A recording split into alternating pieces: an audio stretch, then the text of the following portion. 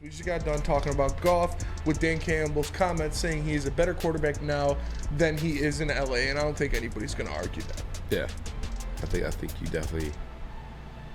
Yeah, I don't think there's any. You follow the career path of a player, it normally works out like that. Like he's going to be better than he was when he was 23. Exactly. Yeah. Exactly. Like you're more vetted in the game.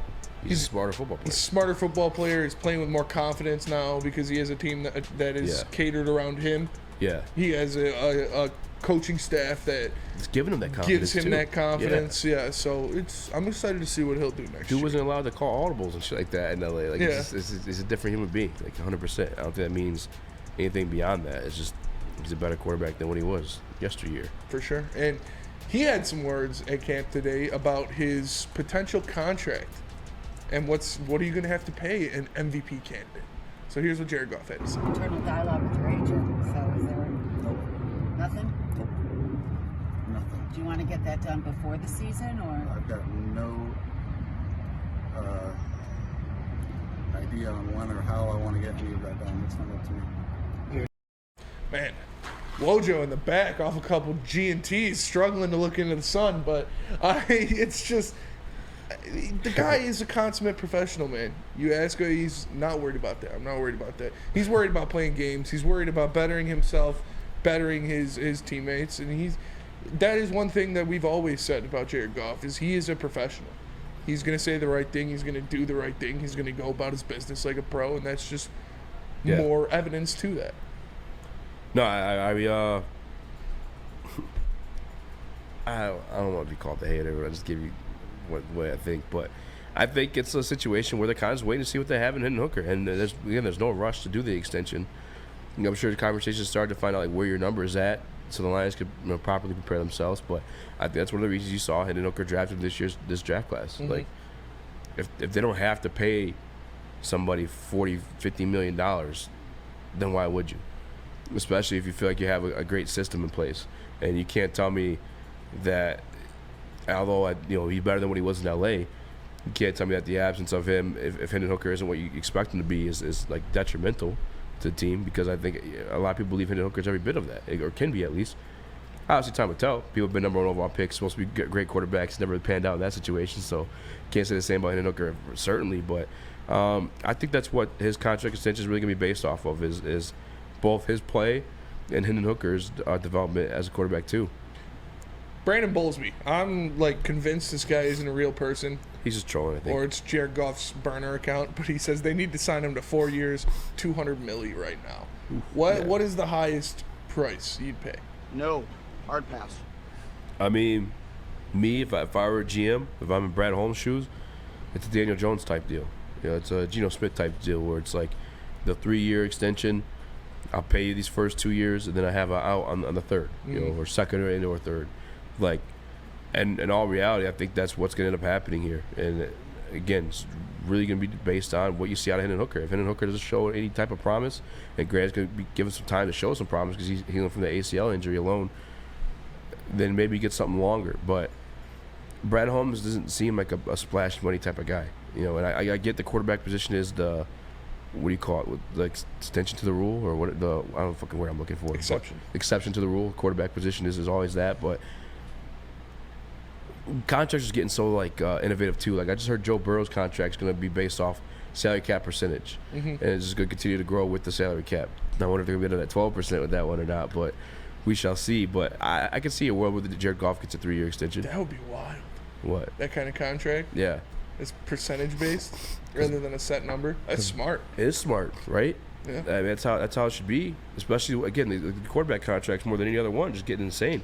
There was when they had the ownership meeting and stuff like that, there was a couple votes that they wanted to make the quarterback its own salary cap pool away from a team, because this is how much it affects the team at this point. I have so much snot building up in my face right now. I gotta spit it out and say something. Go ahead, talk, so I can take care of this thing. Okay, yeah, it's I don't know exactly what I'd be willing to pay for him, but I agree with you. If you're going to extend him, it would be around a contract like that. It's a team-friendly contract, team-friendly deal, no long-term crippling contract like you've seen with a Dak Prescott or a Russell Wilson or something like that just destroys the team and they can't do anything around that. So if you're going to extend him, I think it should be, like you said, to a shorter term deal with a couple of years at a good price and see how it rides out, because you didn't draft Hendon Hooker for no reason. Yeah, and then to the point too, like DNC Entertainment kind of all caps us real quick. He said, why would not extend him?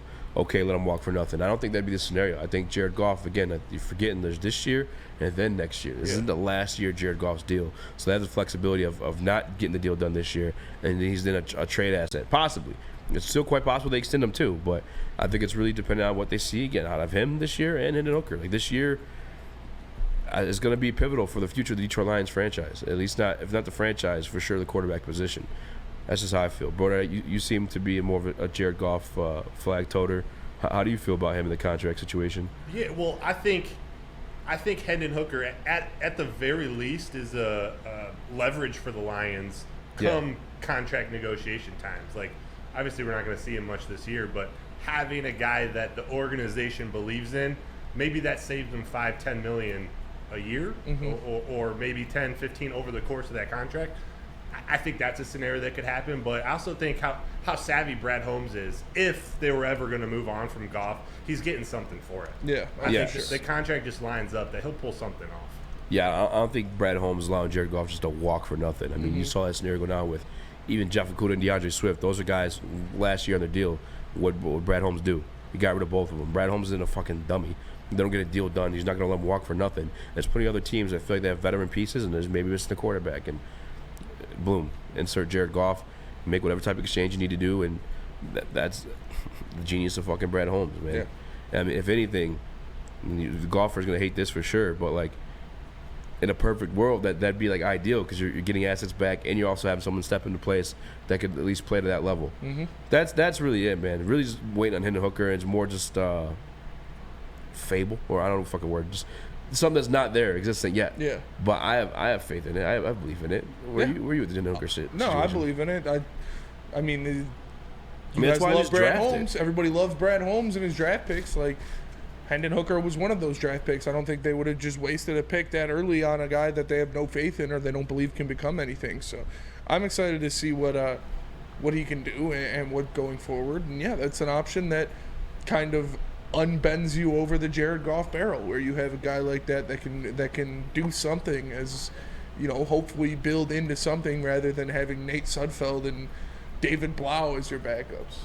Chris, so the question is kind of twofold. It's what is the progress you're looking for with both Hooker and Goff this year, as far as going those two separate avenues? What are you looking for from each of them? I know Hooker's not really going to get a chance, but we're going to have people like Matt that are involved in the locker room, and Gabby that are involved with the locker room report and everything. What are the reports you're looking to see from Hendon Hooker, and what's the on the field play and performance you're looking for from Jared Goff to kind of make you comfortable going with each one of those avenues? Yeah, well, I mean, Hendon Hooker is you want to see him grasp the offense. You want to see him get his feet under him, go out there, be a guy in the locker room, learn everything he can, and hear good things out of him out of practice. Because best case scenario for the Detroit Lions this season, Hendon Hooker doesn't step on the field.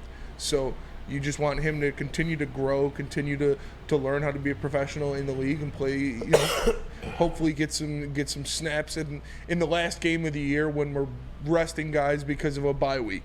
But for Jared Goff, he needs to go out there and improve on what he did last year. If you want to give him that big contract or sign him that big deal, I think he will. I think he'll have a couple more interceptions, but I'm not going to hold that against him. He was so good at not turning the ball over last year. He set a pretty high bar for himself there, but I think he'll be, like what Easy said, I think around 33 to 35 touchdowns, a little over 4,000 yards, and around 10 interceptions. Yeah, I mean, the perfect example is the Daniel Jones contract that got pulled up on my computer right now, and it's obviously this year it's extension, so this year's cap hit's $21 million.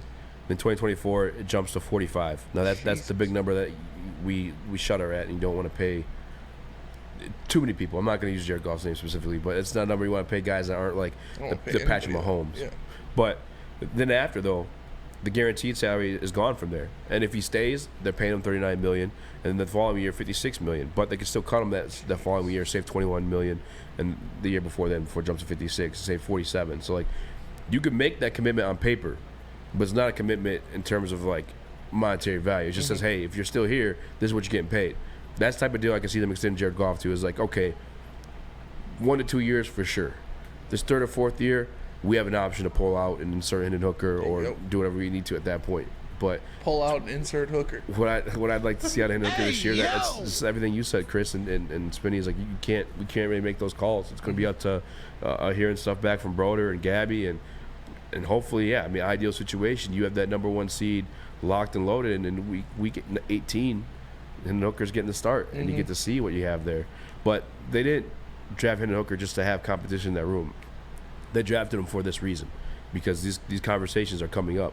And I think another thing to mention too is when the initial report dropped from Dave Burkett, and I think Brad Holmes had said something too, but it was 9 to 12 months. Yeah, things to be done. That's next year, guys. Yeah. So I don't expect anything this year. I don't think Jared Goff expects anything this year based off the video we just watched too. It's playing out exactly how we kind of said it would, how any smart GM would. Is like, we have you on contract commitment until like next year. There's no reason to force anything unless you're just out there doing Patrick Mahomes things. And even then, there's a risk of injury. It's what it is at that point. Maybe I don't, maybe they sign, maybe they don't. Yeah, we'll see. We'll see. They're putting a lot of praise into him, but we've also heard them, like you said, say things like that. Talk about how he's not going to be here forever. Talk about how it's going to take 9 to 12 months. So this is going to be a consistent thought, but you still got him inked for 2 years. So I'm not worried about his contract at all just yet.